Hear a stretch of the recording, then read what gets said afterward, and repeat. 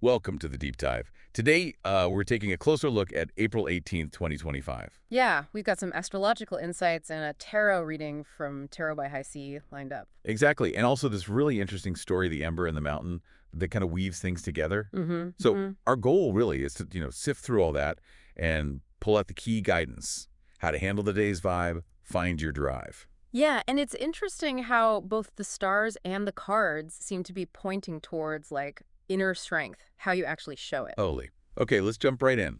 Astrology for the 18th. First big thing, Mars moving into Leo. Right. What's the core feeling there? What should we be thinking about? Well, Mars is your action planet, right? And Leo is all about self-expression, confidence, that kind of thing. Okay. So Mars entering Leo, it suggests this pretty powerful surge of energy. And it seems directed towards like finally closing out situations, things that have maybe been dragging on since, what, late last October? Oh, wow. So a real push for closure. Yeah. And reigniting your motivation. It's a chance to be bold, make those decisions, wrap things up. Got it. Like a final burst of energy for those lingering tasks. Now, the reading also mentions a confidence boost early in the morning, before the moon heads into Capricorn. How do those pieces fit? Yeah, that morning bit, that's the Sagittarius moon trining the sun. It's like a short window Yeah. where your feelings and your goals are just aligned. Nice. You'll probably feel pretty upbeat, inspired, But then the moon shifts into Capricorn. And Capricorn energy is different, Yeah, more grounded. exactly. Much more practical. So the focus shifts. It's about taking that initial, maybe kind of floaty inspiration and actually making something real happen, focusing on achievement, building. Okay, so inspiration meets the need to build the thing. But hang on, the sources also flag a need for patience, Mhm. maybe feeling a bit pulled apart. Right, yeah, that's where it gets a bit more complex because that Capricorn moon then makes some tricky angles. It squares Neptune dreams, illusions, and Mercury communication thoughts. Ah. Could be, yeah. You might feel this tension, like part of you wants concrete results, like now. But another part is still in that imaginative space, or maybe trying to talk things through. I see. So wanting to build the solid house, but also maybe wanting to just, I don't know, daydream about the paint colors Yeah. and getting frustrated. Kind of, yeah. Or frustrated that the practicalities are getting in the way of the creative flow, or that reality isn't matching the vision straight away. It's that push-pull. Okay, makes sense. That can definitely feel, yeah, sticky. So given that astrological picture, what's the main piece of advice? Structure. Structure your dreams, structure those big ideas. Don't expect instant magic. Right. Instead of getting frustrated by the gap, focus on building a solid foundation, step by step. Lay the groundwork first. Break it down, manageable steps. That sounds practical. Okay, let's switch gears slightly to the TarotScope. The King of Wands is the card for the day. What's that energy like? Ah, the King of Wands. He's all about leadership, vision, but mostly that strong inner fire, Yeah. passion. Yeah, and the reading poses this really direct question. How will you let your fire show today? That feels very personal, like an invitation. It is. It's not about performing, it's about introspection. Yeah. How does your unique energy want to come out? That idea of inner fire, it really clicks with Mars and Leo, doesn't it? Yeah. That fiery energy. Absolutely. But what does connecting with inner fire actually mean? The reading makes a point of saying it's not burnout. Exactly, and that's key. This isn't about running yourself ragged. It's more about finding that centered glow, authenticity. Okay. The King of Wands encourages you to act from that core truth. Maybe it's a creative idea, maybe it's having a tough but honest conversation, or just making choices that genuinely feel like you. So it's coming from inside, not looking for external approval or trying to force an outcome. Precisely. You are the source. That's the message. Your own warmth, your own power. It's already there. Embodied. Okay, wow.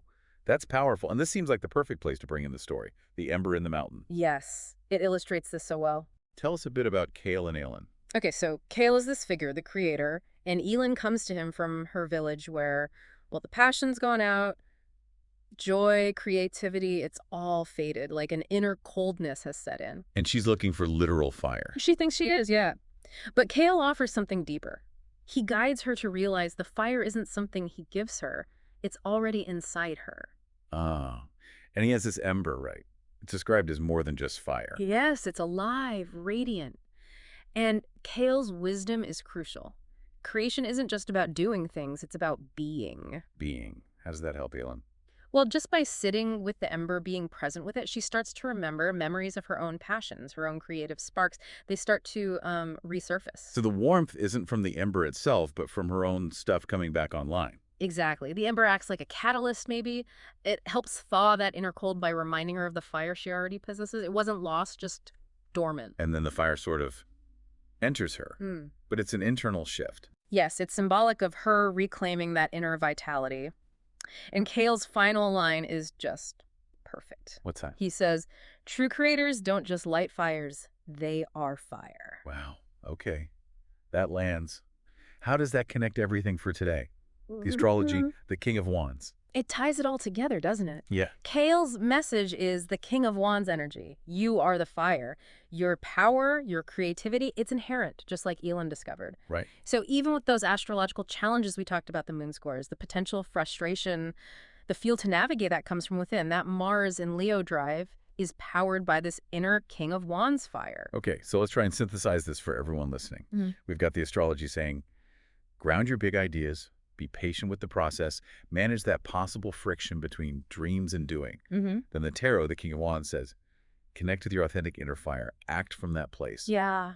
And the story shows us beautifully that this fire isn't something you need to find out there. It's already part of you. Real creation, real progress starts from that inner state of being. Exactly right. So those astrological tensions, maybe view them less as roadblocks and more as opportunities. Opportunities to consciously choose that King of Wands energy. Choose the centeredness, the authenticity. Yeah. Use that inner drive to handle the practical stuff, to build those foundations the Capricorn moon wants. And the patience the astrology calls for. It lines up perfectly with the idea that true creation, like that ember, often starts quietly, internally. It's about being before doing. Okay. So the big takeaway for April 18th, 2025, it seems to be about anchoring those ideas, being kind to yourself about the timeline, but most importantly, remembering you have this powerful, authentic fire inside. Like Ellen, you've got the spark already. Yeah. Today's inviting you to just tend to it, embody it. Which leads to a really good question to carry with you through the day, doesn't it? Well- Just asking yourself, what ember inside me needs a little attention today? You know, how can I shift maybe just slightly from only wanting or doing towards really being that source of my own warmth, my own power, even when things feel a bit frustrating or bogged down in practical stuff? That's a great reflection. Focusing on being the fire, not just seeking it. Powerful stuff.